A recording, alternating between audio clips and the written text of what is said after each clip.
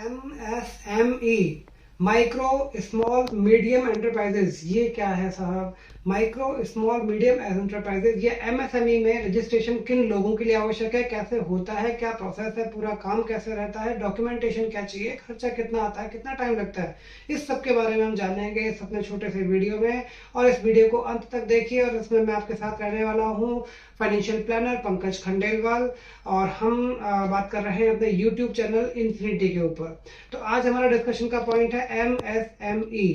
Registration किन के लिए आवश्यक है? सबसे पहली बात, रजिस्ट्रेशन हर उस व्यापारी के लिए आवश्यक है जो अपने उस माइक्रो बिजनेस को मीडियम या अपर लेवल तक ले जाना चाहता है। उस रजिस्ट्रेशन से क्या फायदा है, क्यों मैं एमएसएमई में रजिस्ट्रेशन करवाऊं, क्या वो रजिस्ट्रेशन मेरे लिए अनिवार्य है?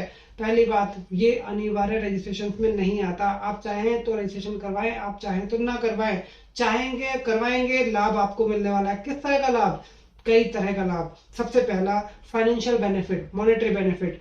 गवर्नमेंट की जितनी भी स्कीम्स आती हैं उन स्कीम्स में पार्टिसिपेट करने के लिए आपके पास में एमएसएमई का रजिस्ट्रेशन होना बहुत जरूरी है।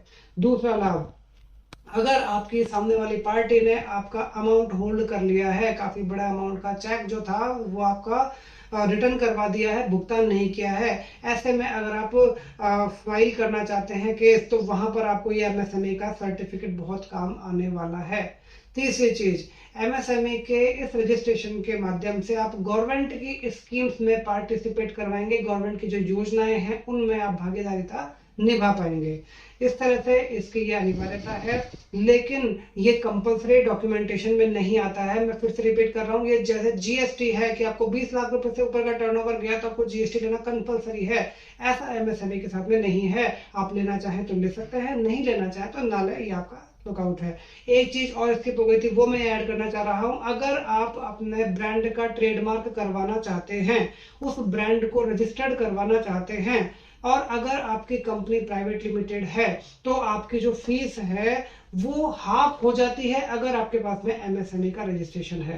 तो ये थे एमएसएमई के बारे में वो डिस्कशन जो एमएसएमई के लाभ को बताते हैं। अब हम बात करते हैं एमएसएमई के रजिस्ट्रेशन को लेने के लिए क्या प्रोसेस है। सबसे पहले बात की जाए डॉक्यूमेंटेशन की।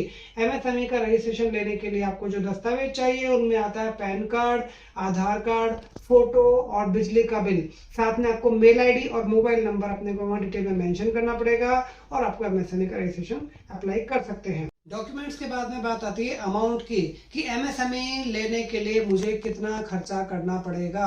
तो एमएसएमई लेने के लिए आपको जो खर्चा करना पड़ेगा दैट इज जीरो, क्योंकि एमएसएमई गवर्नमेंट के द्वारा निःशुल्क रजिस्ट्रेशन की श्रेणी में आता है। इसमें आपसे किसी तरह का कोई भी चार्ज नहीं लिया जाता है।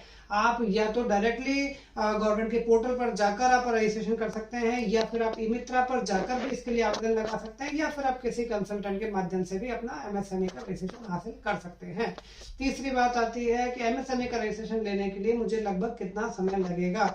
सामान्यतया एमएसएमई सेम डे या नेक्स्ट डे तक रिलीज हो जाता है। तो ये एक शॉर्ट डिस्कशन था एमएसएमई को लेकर। आशा करता हूं कि मेरे द्वारा दी गई सारी जानकारी आपको कहीं ना कहीं काम आएगी। अगर कोई जानकारी इसमें छूट गई हो तो कमेंट बॉक्स आपके सामने हाजिर है, उस कमेंट बॉक्स में अपनी जानकारी लिखिए, अपने प्रश्न लिखिए। मेरी टीम आपकी सहायता के लिए हमेशा तत्पर है, उन क्वेश्चंस का आंसर देने के लिए हमेशा तत्पर है। और मैं चाहूंगा कि अगला वीडियो भी आप तक सबसे पहले पहुंचे, उसके लिए जरूरी है बेल का बटन दबाना, साथ में सब्सक्राइब करना। धन्यवाद।